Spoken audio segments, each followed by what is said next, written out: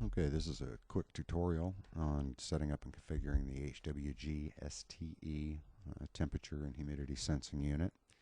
What we've done is we've unpacked the unit.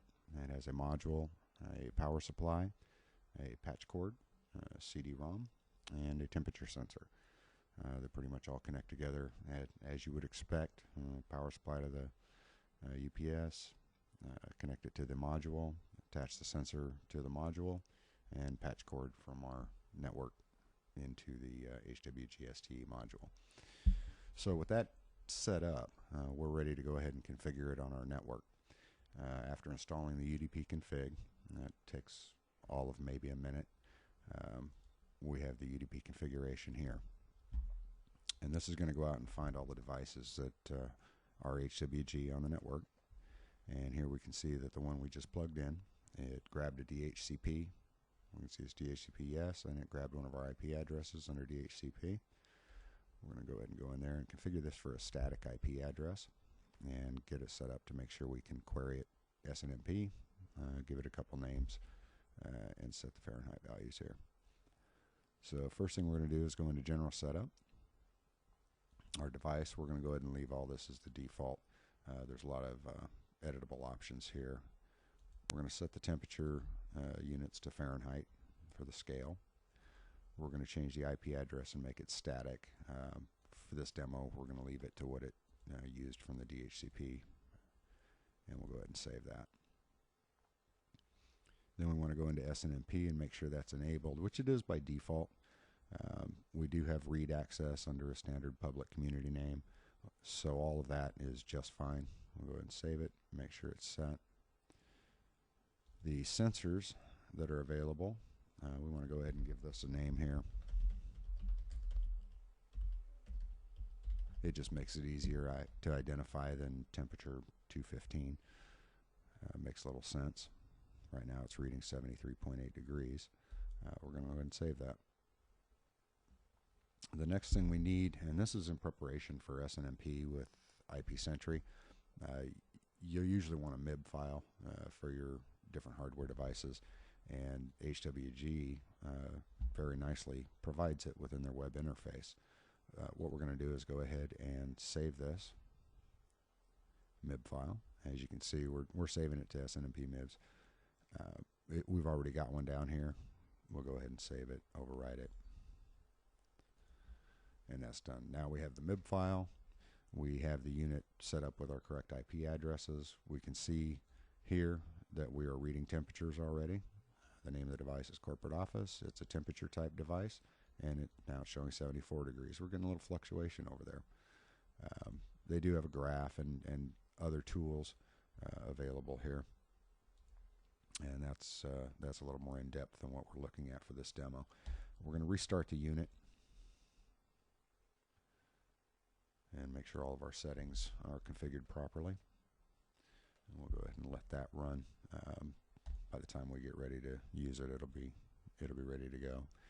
Close out the other options. What I have open is the IPSentry device editor, standard action edit devices. We're going to go ahead and add an SNMP monitor. And of course, this is used for all SNMP object querying within IPSentry, not just the HWG-STE, but it does make it handy that it is. We're going to call this Corp Office Temperature Alerting. And monitors Corporate Office Temp. Obviously, you can go in and set your alerts up, set up your statistics. Again, other parts of IPSentry to deal with that. We want to go and configure, and this brings up the SNMP configuration add-in. And of course, it's going to default to where you were last at. We've already imported the MIB, that one we downloaded. If you recall, we downloaded a MIB file to our SNMP MIBs directory. If you don't see under the ISO org.internet private enterprises, HWGroup, if you don't see that in the hierarchy, simply go into Tools, import a MIB file. Remember where you save that MIB file. We just stick it in SNMP MIBs. Grab a hold of it, open it up, and what that does is it imports this entire hierarchy for this specific hardware. And once you have this, it makes it a lot easier with the object IDs and whatnot. So once we've done that, we want to set up our IP address that we define. Pretty easy. All the defaults are fine.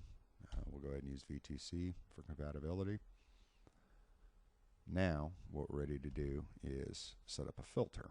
Unfortunately, right now we don't know what's the object ID, anything like that. Well, what we have here is we have a sensor table, and this is going to create an entry for every sensor that you have listed, and it's going to give you an ID, an index, a name, etc. What we're going to do is we're going to go into here, and we're going to walk the MIB from this point. And what that does is it goes out to the device, queries all the object IDs from that hierarchy down that are returned. It's using an SNMP get next. And what we can see is we have sensor name object here. Well, how do you know if it's 1 or 2? The device happens to support 2 sensors. 1, it says corporate office. If you recall, that's what we named our temperature sensor. Under 2, there's no value there. There's no device attached to it.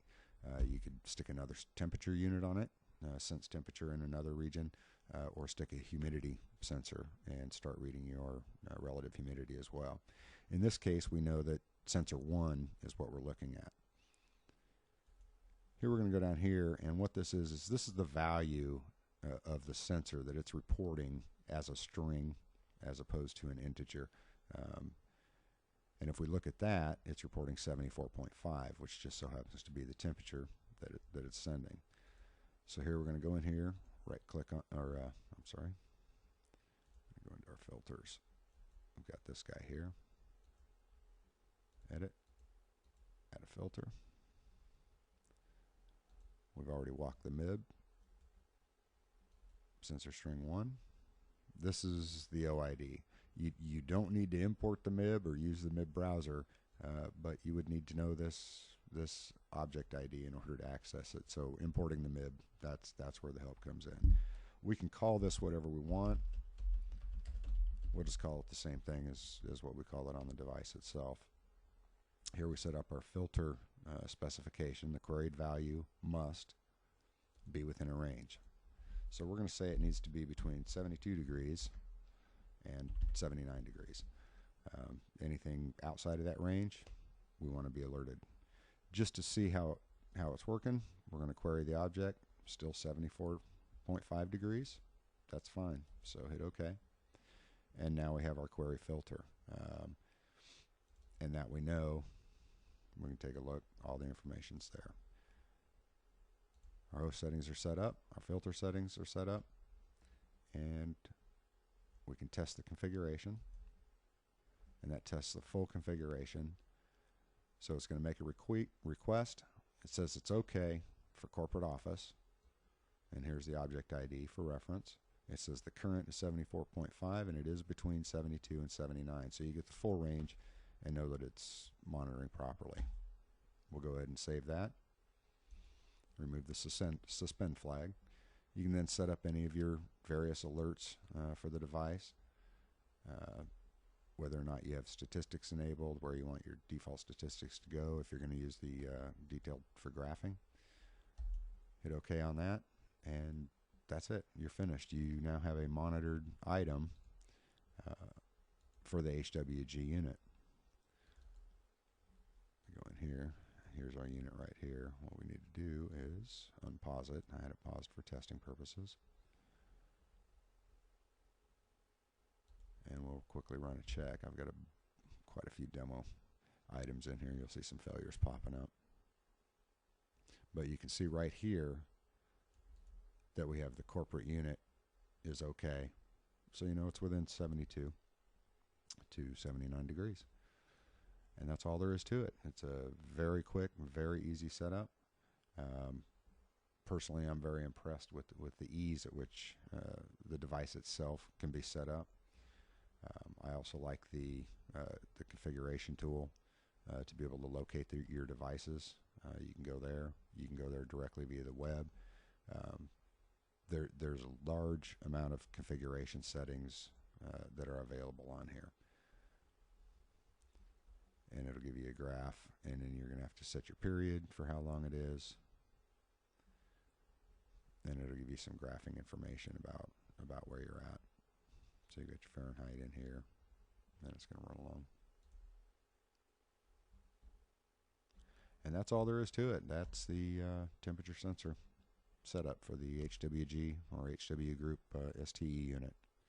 Thanks a lot. Have a good day.